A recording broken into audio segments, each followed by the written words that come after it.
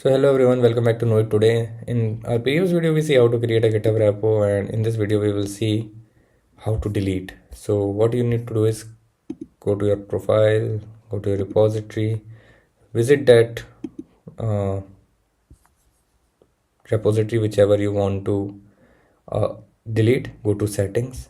In the last part you will come, here is a danger zone, and here you can see how to delete this repository. So you just click on the delete this repository, a pop-up will open, and yeah, it gives you warning.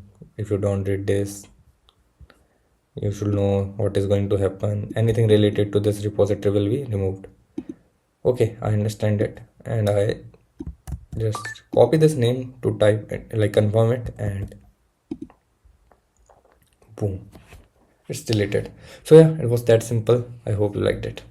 Give it a thumbs up, like, and subscribe to the channel for more such contents in short time.